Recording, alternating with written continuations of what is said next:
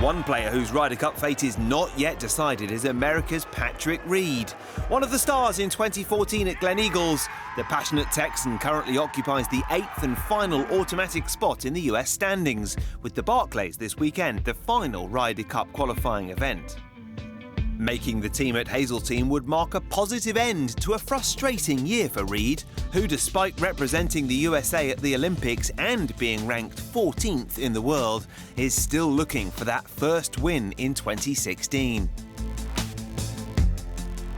It's been an okay year. It's been pretty consistent early on with a lot of top 10s, but we're still chasing that W. There's nothing like winning a golf tournament.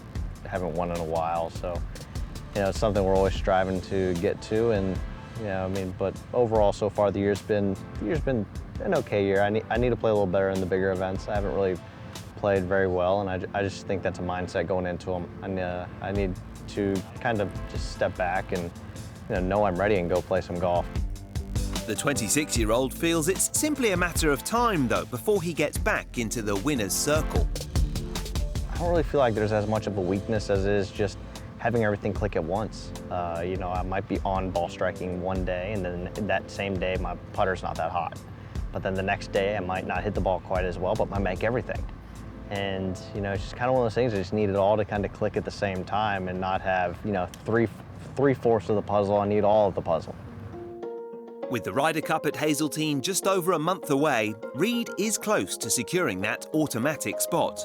But after his explosive debut at Gleneagles, he'd surely be odds-on to tee it up in Minnesota as a wild card, having finished as America's leading point scorer last time.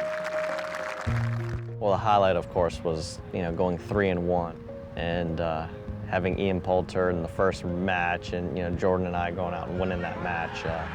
That was, of course, our first highlight, because anytime you can step up and when Ryder Cup and Ian Poulter are in the same sentence, you're like, okay, well, he's the guy to beat, And so for us to go out and do that just kind of gave me that confidence, like, all right, let's go out, it's match play. I already have a lot of confidence in match play because of college and amateur golf. The performances of Reed and fellow rookie Jordan Spieth were among the few bright spots for the American team. After sweeping aside Poulter and Stephen Gallagher 5-4 in their first match, the rookies demolished Thomas Bjorn and Martin Keimer on day 2 in an equally impressive 5-3 victory.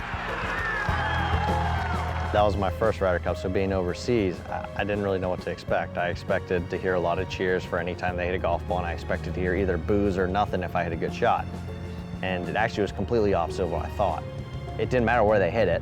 If they hit it, they were going to cheer. But even when I would hit a good drive, or if I would hit the green, they would still clap. It was a very respectful and fun kind of banter back and forth at each other. You get on the first tee, and you start the gamesmanship right away. On the final round, they did the same chant for everyone, whether you were a captain, a Euro player, or a US player, and they wanted to see you dance. And a guy yelled out before they even started, he goes, Patrick, did you practice your putting? Because I missed a short one the other day. So I just kind of turned around and was like, kind of giving them some grief, and then next thing you know, they start that chant. So what do? Instead of dance, I just kind of stand there, cross my arms, and just stare at them. And all of a sudden they start booing, and just kind of gets them going. And it's just so much fun because all the people who are watching golf, all the people that are at the golf tournament, whether you're overseas or you're at home, they understand the game and they respect the game. Their performances over the first 2 days saw Spieth and Reed selected by captain Tom Watson as the first 2 Americans out in the Sunday singles. To step up there and captain to come up to Jordan and I saying, you and Jordan are going 1 and 2 out because we need to get some red on that board immediately. Because if we're going to have any chance on that last day, we need some red. And, to go out on the 6th hole and Henrik to make that putt.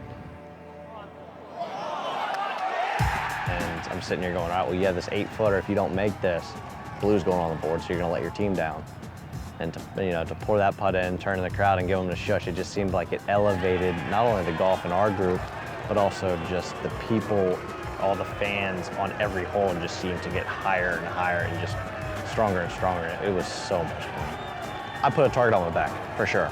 And, you know, I love that. You know, having that target on my back, especially in that kind of situation. For some reason, I always feel real comfortable and confident in match play. It's just something I have. I'm going up against one-on-one. It's a dogfight. Let's go, you know, let's go dig in the trench and let's go at it. And, you know, it was just pure emotion that came out. It wasn't planned, nothing. I mean, it's just something that came out and it got everyone going. So it was one of those moments I'll never forget, that's for sure. Reid capped off a superb Ryder Cup with a one-up victory over Stenson in the singles. The only American to go undefeated, he racked up a team-high 3.5 points and showcased a great match play pedigree, despite his occasionally fractious relationship with the galleries. Always growing up, it's a gentleman's game. That's the one sport that after every round you take off your hat, you go over, you shake the guy's hands you're playing with, you shake the caddy's, hey, it was great playing with you today. And, you know, when you play in a Ryder Cup or you play in a President's Cup or any kind of team event where it's country against country, it can get very disrespectful and it can get out of hand. And it just shows how the game has grown and how the people are that it never does. You know, it's very respectful, yet I'm still gonna give you jabs, you're gonna give me jabs. And so with that, throughout the entire day, the crowds got louder and got more into it and even more into the golf. And we all were going back and forth, and it was so much fun and good to see because they're still keeping it a gentleman's game. It never crosses that line. With a home crowd behind him in Hazeltine, Patrick Reid could prove a real trump card for the American team as they look to bring an end to Europe's recent Ryder Cup dominance.